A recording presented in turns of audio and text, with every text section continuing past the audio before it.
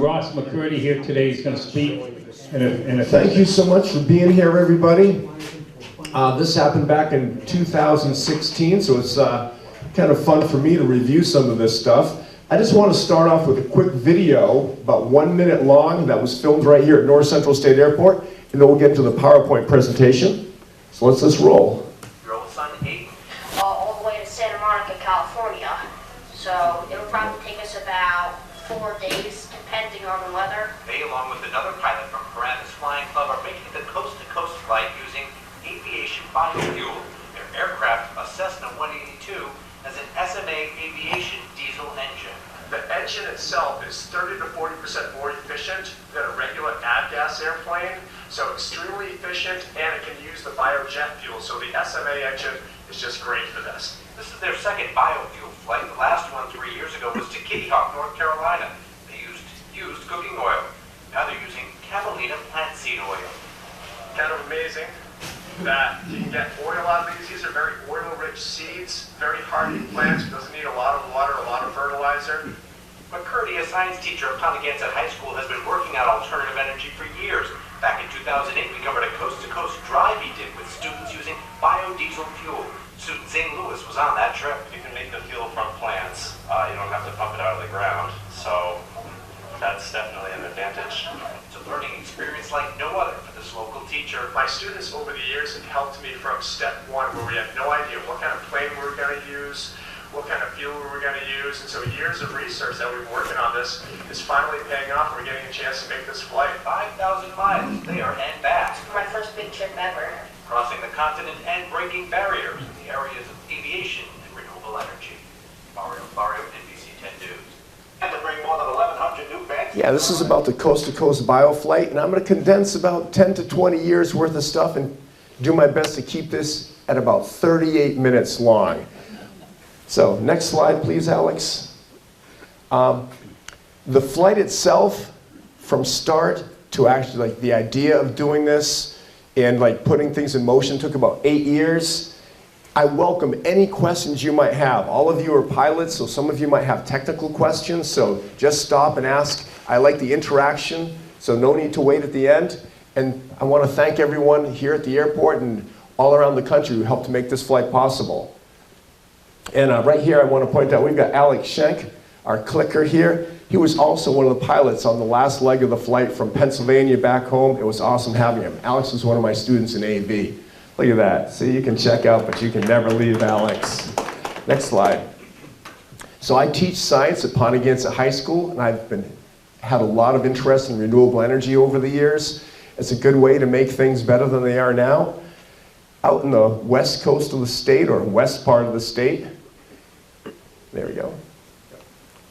And some of the previous projects was a hydrogen fuel cell powered rock and roll band, alternative energy classes, a fuel cell Model T hot rod, our coast-to-coast biodiesel pickup project, and the alternative energy lab.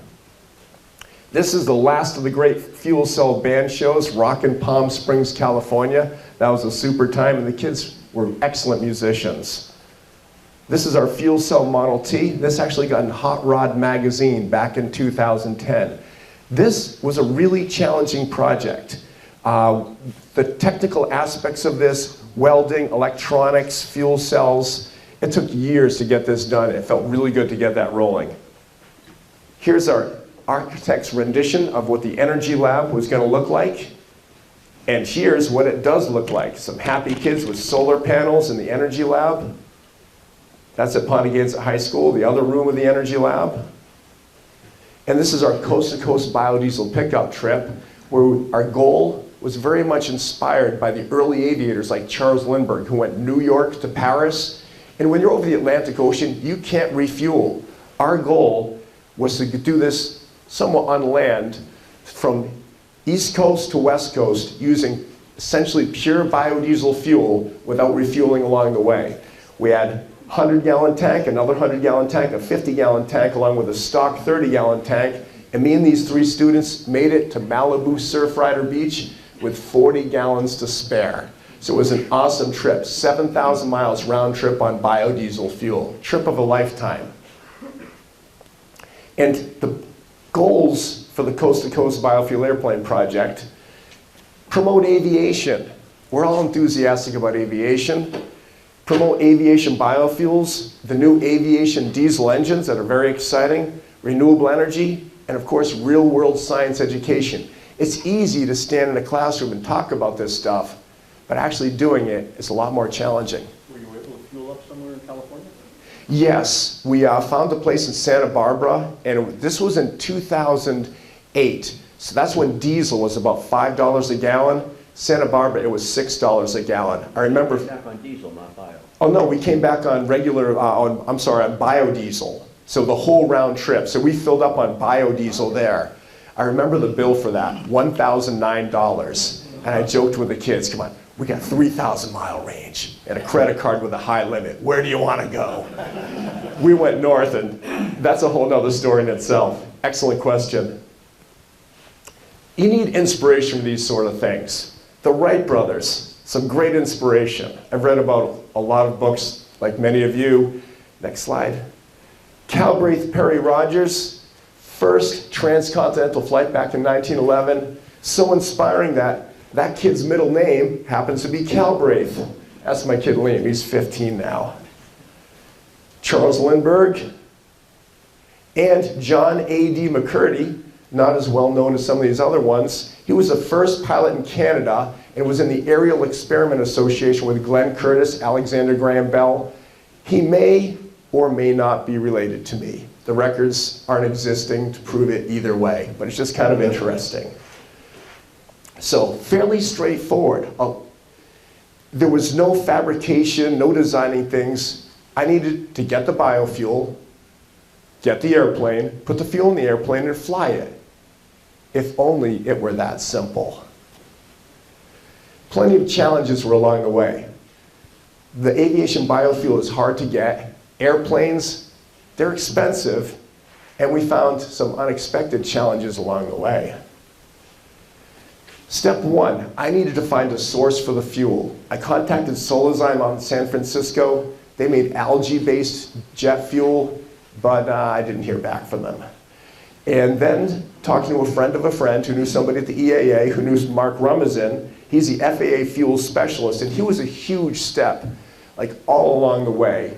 He referred me to UOP, Universal Oil Products, and they had a lot of the biojet fuel, and they shipped me a 1 gallon, it looked like a paint container of biojet fuel. So I take that anywhere I went trying to raise money for this project and promote it. Now I needed a plane. So this was an avgas type of fuel. This was biojet, which meant I either needed a jet engine, a turboprop, or an aviation diesel, which uses biojet fuel like Jet A. So SMA seemed to be an excellent engine. They're a French company, part of Safran, that make huge jet engines, stuff like that.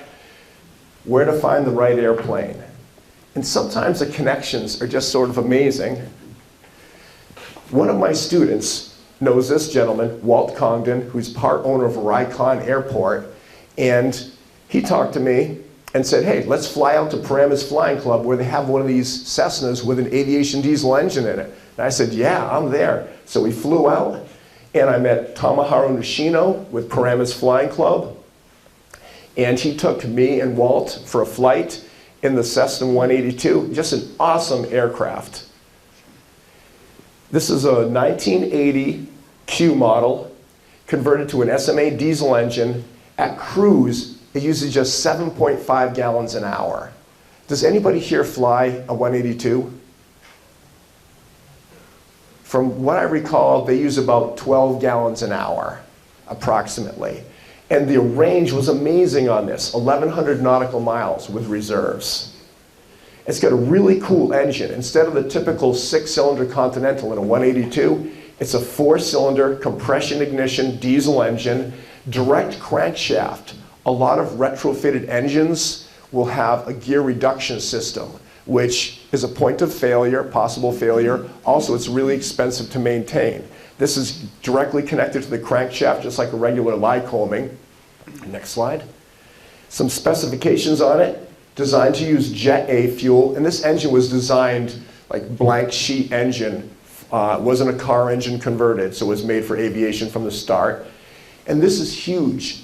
like all diesels, 30 to 40% more fuel efficient than a regular avgas engine. Greater reliability, less maintenance, fewer parts, and can reuse renewable fuels. And it was certificated. Mark? Ross, was there some sort of STC, or did it become an experimental aircraft? This was certificated, so this is STC'd. There's an STC for this engine? Yeah. Okay, interesting. 230. So just like a regular 6-cylinder Lycoming or Continental for those engines.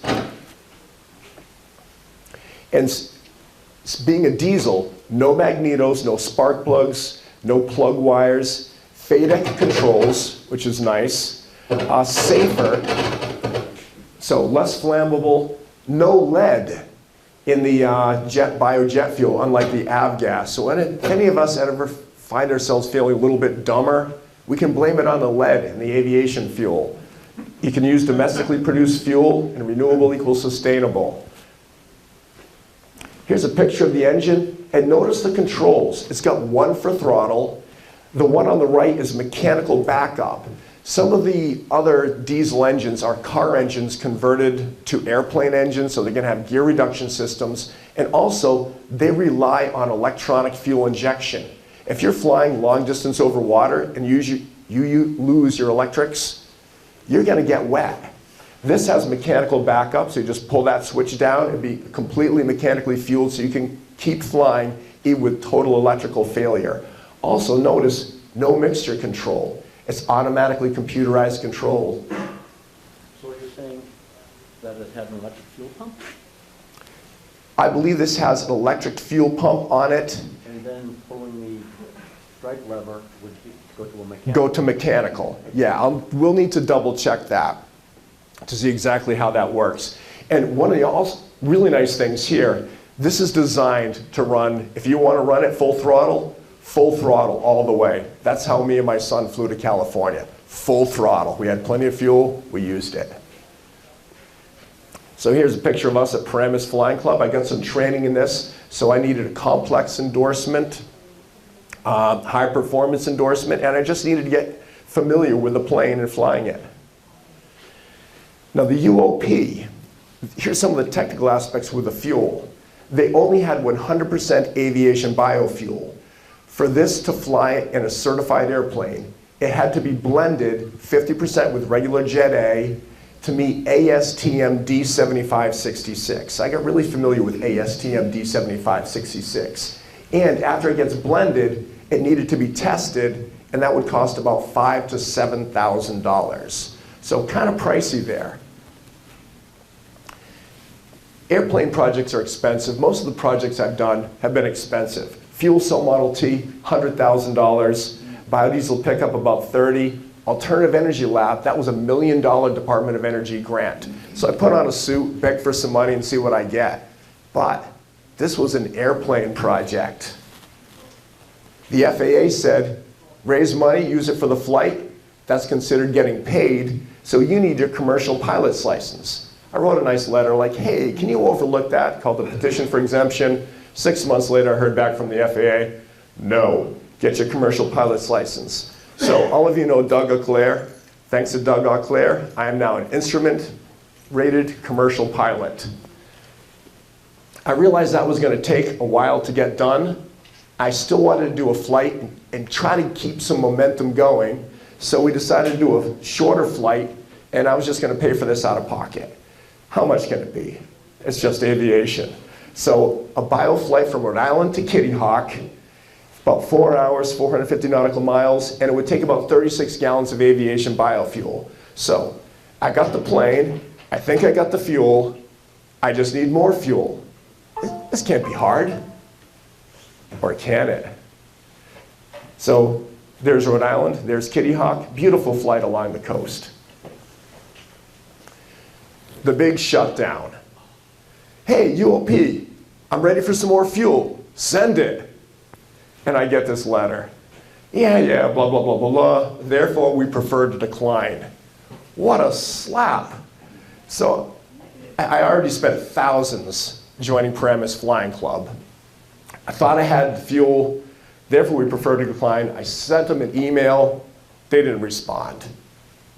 But life is full of ironies. So I stayed late in my classroom like I usually do, working on crazy projects like this. And I sent this letter, short, sweet, to every company I could possibly find that had anything to do with aviation biofuel. And there were a lot of companies talking about aviation biofuel and how they were making aviation biofuel.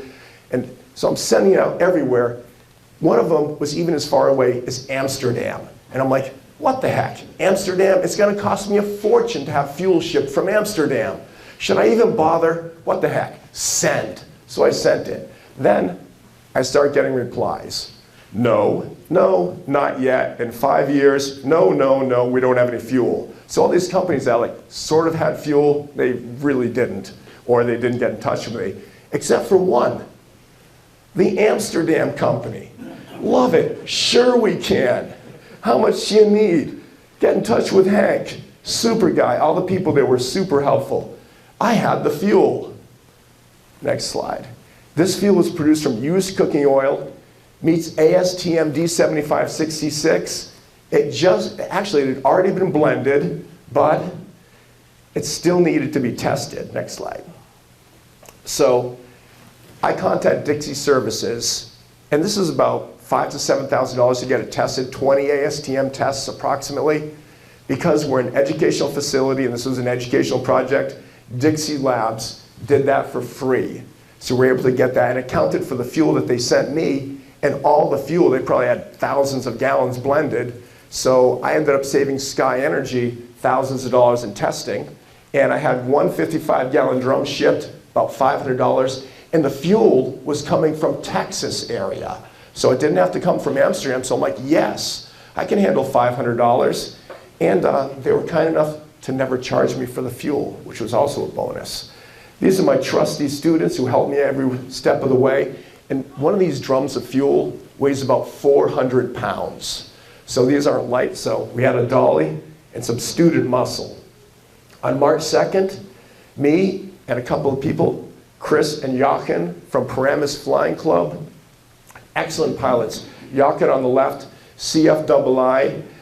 Chris on the right, he was president of the Paramus Flying Club. He was a commercially rated instrument pilot. He's now a jet pilot with the airlines. So they came with me. And I had enough weight, so I was able to bring my little kid, Aiden, who was 9 years old at the time. Had a nice send-off. And, next slide. The weather was VFR, but it was kind of iffy VFR, and I was not yet an instrument-rated pilot. Sometimes there were clouds on top, sometimes there were clouds on the bottom, sometimes there were clouds on top and the bottom, but it still stayed VFR, but I was really glad to have some proficient IFR pilots along the way. That was a beautiful flight. There's my kid, Aiden. He doesn't look like that anymore. He was 9 back then. Now he's like a 6-foot-tall, beefy kid with a beard. Right there is a Kitty Hawk Memorial. There's an airport right there. Have any of you ever flown into Kitty Hawk? Oh, awesome. So a bunch of you have. Beautiful airport, and it's so excited to be there where like flight was discovered. There we are by the monument. And there's Aiden. And one of the great things about him when he's 9, he was nice and light. If he was 200 pounds, he wouldn't have been on that flight now. Checking out the controls in one of the replica Wright flyers. What an exciting time. We also met the First Flight Society there. And they are huge into aviation, not surprisingly, at Kitty Hawk. And so they met us, took us out to dinner, treated us great. It was a really good time to meet these people. And that helped with other connections in Dayton later on. We accomplished some firsts with this flight. First use of the D7566 biofuel blend in a piston aircraft. First use of Sky Energy's biofuel in a piston airplane. First bioflight in the SMA engine. And the first use of biofuel in a single-engine diesel airplane. So we've got a few firsts. I thought it was kind of neat. The fuel worked perfectly. The engine smoothly. We got positive press. We got people's attention with it. Sky Energy and SMA were really happy about it. And also, very importantly, I'm just a science teacher. Trying to get credibility for these projects can be a challenge. You got to kind of get over the hump of that. And this project really did. It gave us the credibility that, yeah, we can do the coast-to-coast flight. Now time for the bio flight. By this time, I had my instrument rating, my commercial rating, thanks to Doug Auclair. And I had the plane, I had the fuel lined up. It's about 3 years later. Sky Energy had transferred all their fuel in the United States. It was handled by another company. And Sky Energy was great to deal with, so I got in touch with this guy. He wasn't as great to deal with at all. And another hurdle. They had 3,000 gallons of biofuel. I needed 300 one way, 300 to get back. So 600 total is what I needed. He said, I've got 3,000 gallons of fuel. I will sell it to you for $1 a gallon, but you've got to take it all. And he wouldn't send me a sample to get tested. Like, hey, send me a gallon, I'll get it tested, because it hadn't been tested yet. He never sent me a gallon sample. So I'm like trying to figure out how to do this. I spent my entire Christmas vacation trying to figure out the logistics. I mean, it could cost literally tens of thousands of dollars having that fuel shipped from Texas to Rhode Island. But I knew a friend in Texas who had another friend who flew at an airport, and they had some jet helicopters. And so make a bunch of calls, spent a whole week on it, and I was able to make arrangements to get about 2,000 or more gallons to the airport. Anything we didn't want to use, the airport was going to take. $1 a gallon's a great deal. Got the containers, got the shipping company, get back in touch with the guy. Okay, we're ready to take the fuel. And you guys have all seen the movie Wizard of Oz, where the wizard asks Dorothy for a nearly impossible task to bring back the witch's broom. That's what this guy was doing. Giving me what he thought was an impossible task, but it was only nearly impossible. Except I made all the arrangements, and then, yeah, did you get it lab tested? Like, what are you talking about? You never sent me a sample. Then he's kind of like, well, we're not selling to you. We're just going to dispose of it. Shut down again, amazingly. But life is full of ironies. I talked to my friend Mark Rumsen with the FAA, and he says, why don't you get in touch with my friend Tim with the Air Force? So I get in touch with Tim, and the aviation fuel that Tim had was, ironically enough, from UOP, the first place that shut me down. And Tim was great. He says, how much do you need? Like 600 gallons round trip. Where do you need it? Spaced throughout the country. How do you need it? I got 55-gallon drums and 5-gallon drums. I'm like, those both sound really good. The 5-gallon drums were huge help. So thank you, Air Force. Thank you, Tim and Mark. So my students lug in another 55-gallon drum. And you see, with a 55-gallon drum, there's no lifting that thing. You got to use a pump, like an electric-type pump with a 12-volt battery. So I got one of those. We put it in the plane, and we had the 5-gallon drums distributed throughout the airports along the way. That's my family sending me off there. Had a real nice send-off, a bunch of people there, had some news people. So here's the flight route. North Central State Airport to State College, Pennsylvania, I-73, Ohio, Walnut Ridge, Grand Prairie, which is around Dallas, El Paso, Phoenix, and Santa Monica. So we had fuel delivered to each one of these things in the 5-gallon jugs, and that's what we used to put the biofuel in the plane along the way. We already showed you that one.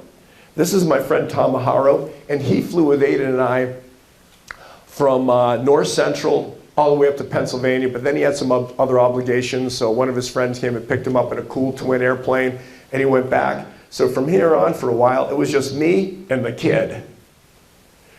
These are the boxes that the tanks came in, and there's some of the 5-gallon jugs, and we just get on a ladder and dump the fuel in. There's my boy Aiden checking the fuel level, so we just screw on a little nozzle and hold the fuel and try not to spill too much of it, which we inevitably did. Sometimes those nozzles would fall off. It got a little bit sloppy, so we wore gloves. But I got in there, and the great thing about using the 5-gallon drums, gravity never fails.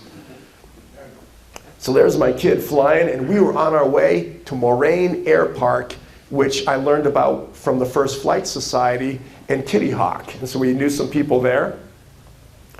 Next slide. And we arrived on the first beautiful day of the year. It was in April, and everybody had their planes out. They were all excited for the weather. And so we had a good reception there. Next slide. All these cool tailwheel airplanes taking off from the grass runway. I also happened to be celebrating what would be the 149th birthday of Wilbur Wright, so they were all excited about that.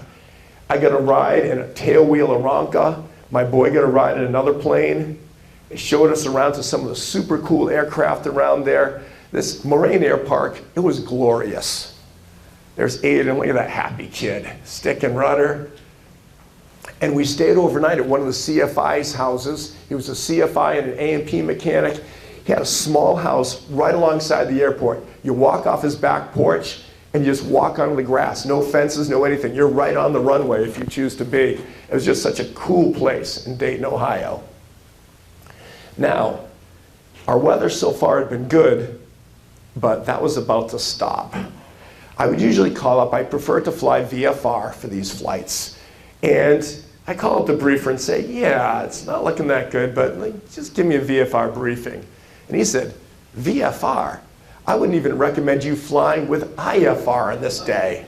It's like, okay, I get it. We're not flying today. So we hung around for a little bit longer, and some of the weather cleared up. So we decided to make some progress. So me and Aiden headed, and you can see on the EFB there, that's some pretty trashy weather right around Arkadelphia. That was going to be one of our fuel stops. So we headed off to Walnut Ridge. Next slide. And just some pictures of the beautiful scenery. It's great. All of you know, it's just the view from an airplane is just amazing. And just getting to see some of our country, which is so big, with so much different type of environments. The Mississippi River, that was exciting to see that. And then we landed at Walnut Ridge, refueled, met some friendly people there. And here, take my car, go do what you need to do, okay? And some more beautiful scenery. And our plan was to fly to Arkadelphia, which is where the good weather ended. So we landed at Arkadelphia right before the rain set. And it was a pretty quiet airport. There was really not too many people around there. It was almost deserted. And we found the, next slide, pilot station happened to be right there, pilot briefing room. And we went in there and nobody seemed to care. Nobody asked us to leave. So they had a couch. So, back one slide. So we just stayed there all night. So we're already there. Next morning, the weather had gotten somewhat better, but just not there. It was hard IFR with 200-foot ceilings. So I put my instrument rating to use and filed IFR, and Aiden and I took off into that. But as soon as we got up above the clouds and had sunny weather above the clouds, which is, it's still like, you see this and it's just so beautiful. Next slide. And it thinned out by the time we got around Dallas area. And that's where we met my friend Thierry St. Loup. Safran is a French company, and Thierry had been working with Safran in the SMA diesel engines for about 20 years, ever since he graduated from Embry-Riddle University. And so the diesel engine, this was his baby. So Safran headquarters for SMA was right there at Grand Prairie. So you get some nice pictures there. And Thierry was coming along for the ride with us. He was also a commercially rated instrument pilot. So heading off from Dallas, next stop, El Paso. Interesting weather there. It wasn't IFR, but there were plenty of clouds and some storms. There's a happy crew. We saw a lot of wind turbines along the way, and very interesting, we saw a lot of oil wells, not surprising in Texas, but a lot of times there were wind turbines right next to the oil wells. These people are smart. If there's a way to make energy with, or make money with energy, they do it. Looks like a little bit of cumulonimbus there, and my wife told me this story when she came back, or when we came back, that she was watching our flight route on the internet, and we're heading straight into a storm. And she's getting all sorts of twitchy. She didn't know that we knew that there was a storm up ahead. She's like, oh no. We see the storm, we just kind of went around it, and that put her very much at ease. So as long as we flew around the thunderstorms, landed in El Paso at night, and long runway. I was glad I did it in April because that can be very hot in El Paso. Next stop, Phoenix at Chandler Airport. this is kind of amazing. It looks like old extinct volcanoes. I don't know what it is, but I kind of like the idea of them being old extinct volcanoes. It's just more beautiful scenery, hitting the foothills of the Rocky Mountains. And you notice our flight route took us pretty much south of the Rockies. I didn't want to encounter the Rockies on this flight. Wanted to keep things simple. And then we arrived in Chandler, Arizona, where we were invited to present at Sequoia Pathfinder Middle School. So me and the kid went and gave a presentation to a bunch of enthusiastic middle school students. And then we got out of there because we wanted to make Santa Monica that day. So we headed from Chandler to Santa Monica, encountered some more beautiful scenery, mountains, rivers. I believe this is Palm Springs, California right here. And we typically cruised around 10,000 feet. I liked flying high, added an element of safety. If you're over a lot of mountains, it adds even more safety, and sometimes it's necessary. So we flew high whenever we could. The ceiling for that plane with the turbo diesel engine was 12,500 feet. So a lot of times we flew right at that altitude. The newer model of this engine, the ceiling is 20,000 feet. So a lot higher, but we would just need oxygen for that. And then we arrived at the City of Angels, saw the famous Hollywood sign. Coming in, you see the Pacific coast, and Santa Monica straight ahead, where we landed. And we were met with a bunch of people from there. Just like Dayton, just like Kitty Hawk, Santa Monica is really enthusiastic about aviation. They've had a lot of aviation manufacturing in California. And also Santa Monica, you've probably heard about this in the aviation news, they've been under huge pressure over the years. You've got a square mile or two of primo real estate that real estate agent sharks can make bank on if it wasn't for that pesky airport in the way. So they've been working to shut that down for years. So anytime they get good news, they really welcome it in Santa Monica. Since we were there, I think they had to shorten their runway by some amount, like a couple hundred feet or something. So it's really a controversial thing, and I wish them the best of luck in keeping their airport safe and secure. Met a few more people and just some views of Santa Monica Airport. Really is a beautiful airport. How many of you have had the chance to fly out in California area? Yeah, it's gorgeous. There, I was posing next to some of our sponsor stickers. There were a lot of people who were very kind to us for the trip. Doxa, the Randolph sunglasses, Bose, just a few nice pictures of the sunset over Santa Monica. And the next day, we got to refill the plane with our trusty 5-gallon jugs. And my friend Thierry St. Loup, he wanted to make a short flight, probably about 7 miles, except this 7 miles flight to Zamperini Airport was flying along the coast, which is beautiful. But then it got a little bit more complicated because you have to overfly LAX for that. And it's a really specific route that you have to take. So between the two of us and talking to people at the airports, we figured it out. We were able to land at Zamperini Field and also fly back from there. It was kind of exciting flying right over LAX. The big stop we wanted to make after we landed, we wanted to take a couple days off and just enjoy California. Me, my son, and Thierry, we wanted to go to Malibu Beach. And we went there. This is the same beach where we went with a biodiesel pickup and with some other student projects. This is a very special place for us. There's some nice scenic pictures here. Happy kid with a starfish. There you go. It's just beautiful out there. And the return flight home, to keep this short, I left most of those details out, but we used the same flight route so we could access the biodiesel, or I'm sorry, aviation biofuel. It's not biodiesel. Very different from that, but the same kind of idea. We had really good tailwinds so we could skip some refueling areas. We had good weather, and when we're in Grand Prairie, Dallas area, we're getting ready to fly towards Dayton. And my son is looking at the charts there, looking at the weather. He was only 12 years old at the time. He just did such a good job. And I told him, like, kid, you're not passenger, you're crew. And he rose to the challenge. He'd sample the fuel. He'd help me put fuel in, just be my co-pilot on that. He said, Dad, with these tailwinds, we don't even have to stop in Arkansas. We can just fly directly to Dayton. And I looked at him like, son, you're right. We're going straight to Dayton.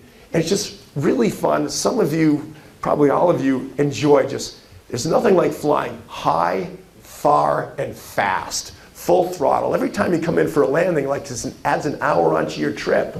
And funny thing, when we're taking off from the Howard Airport at Grand Prairie near Dallas, we take off, the controller says, hey, mind if I ask where you guys are headed? We say, yeah, we're going to Dayton, Ohio. And he says, do you guys have enough fuel for that? So the controller's watching out for us and making sure we weren't being completely stupid. And I'm really appreciative of that. I said, yeah, we're flying a super efficient diesel engine. And we're using biofuel. I said, yeah, I wonder what you guys were putting in there, because he was watching us from the control tower. So it was about a 5-hour flight. We made it straight in.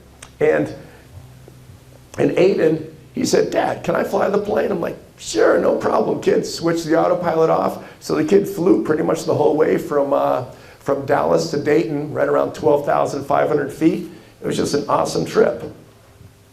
And then we got to pick up Alex here. Alex came out and met us in Pennsylvania, and he was there for the home stretch. Thank you, Alex.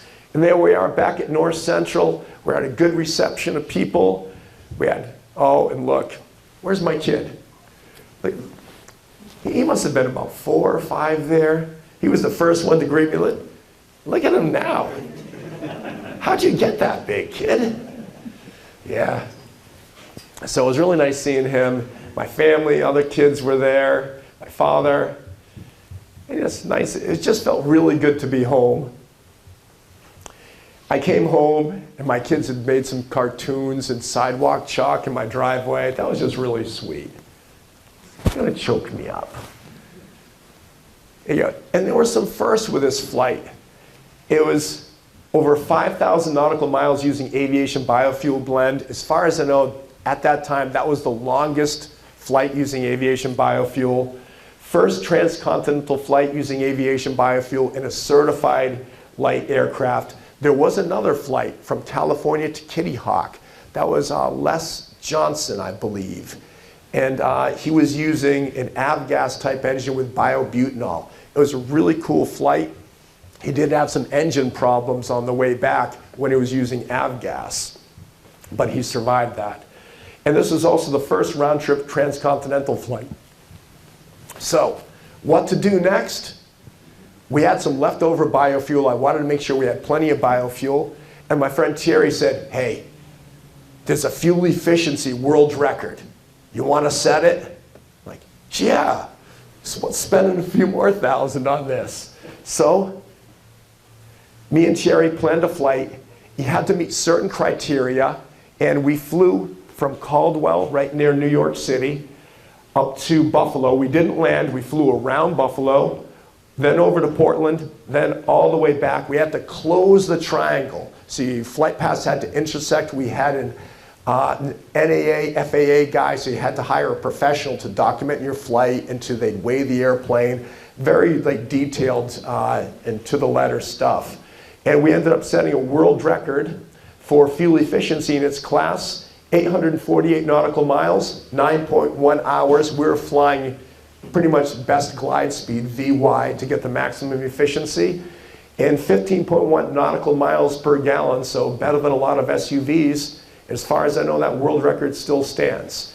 Now, it's kind of cool, world record, but it's not in the Guinness Book of World Records. And for the most part, nobody cares. But, what the heck? A few of Thierry's friends said, hey, wow, good job, world record. And there's Terry and I with the plane. So those were the flights that we did. But in pilot thinking, there's always what now and what next. So where did this flight get us, and how have we continued from this? I now have aviation classes at Ponagansett High School, which is really exciting. I've got 5 classes, 2 this semester, 3 next semester, Aviation 1 and Aviation 2. In my classroom, I've got an FAA-approved flight simulator. So here's the happy kids. They love this flight simulator. They're coming to my room all the time. Can I fly the flight simulator? Yeah, go ahead.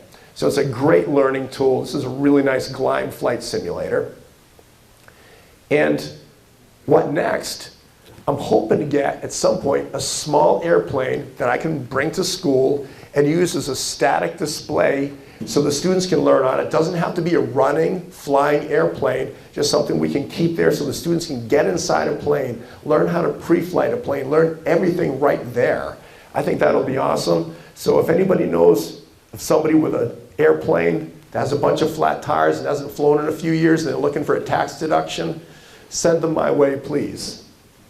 Also, what's next? So you go to California and back. What's next to do with biofuel? The around the world bioflight. It's easy to say, harder to do. I like to look at it this way. To California and back was 5,000 nautical miles round trip. Around the world is 20,000 nautical miles. That's only 4 times the distance, and you don't have to have it's already a round trip just by heading in the same direction. So, and sponsorships are available for that one. So, I want to thank all of you for being here. I'm super thankful to the sponsors and supporters who made the bioflight possible. It was a big dream, a big goal, and like so many people in the North Central State Airport community were instrumental in this in New England and across the country. And thanks for Alex for joining me. I welcome any questions you might have, and you're welcome to stick around afterwards to ask me questions or ask them now. I like answering questions. Thank you so much for being here.